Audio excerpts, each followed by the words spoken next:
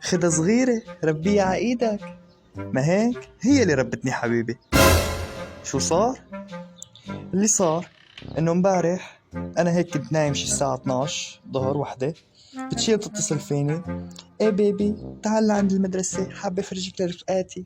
حملت حمالي طلعت لعند باب المدرسة. طبعا انا الكر الوحيد هنيك الكبير، وكل اولاد صغار عجيان، كل ما مر واحد بيعمل لي كيفك عمو كيفك عمو. المهم انا ما اخذت ولطت بهالحكي كلياته.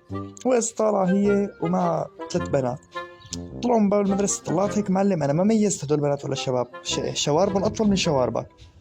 شفتهم لابسين زهري، عرفت انهم بنات. المهم اجوا لعندي بيطلعوا ببعض بصيروا يضحكوا. انا اطلع بحالي هيك، اطلع بتيابي انه شبني في شي غلط، يعني ليش هيك عم يضحكوا هدول؟ طلع بحبيبتي، حبيبتي عم تضحك معه.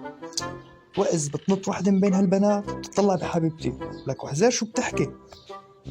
شو بتحكي؟ هاد هو ابو منخار. وببلشوا ضحك كلياته. انا لمني ما بطلع هيك فرصوع صغير. هذا كله ما اخذنا وعطينا فيه.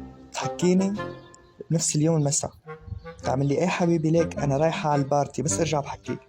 لك انا شو خطر ببالي هي البارتي؟ فكرت مثلا انه وحدة من هيك اللي معها بالمدرسة اسمها بارتي، فكرت انه مثلا مطعم اسمه بارتي طالعة هي واهلها. لا ايه ما في مشكلة حبيبي.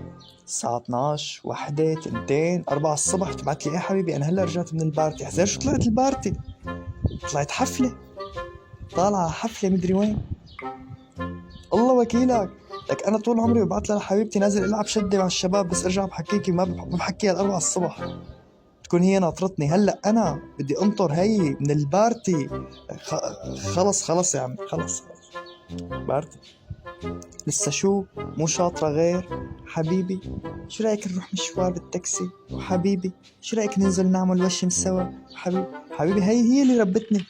هي اللي ربتني من أول وجديد. الله وكيلك هي اللي ربتني.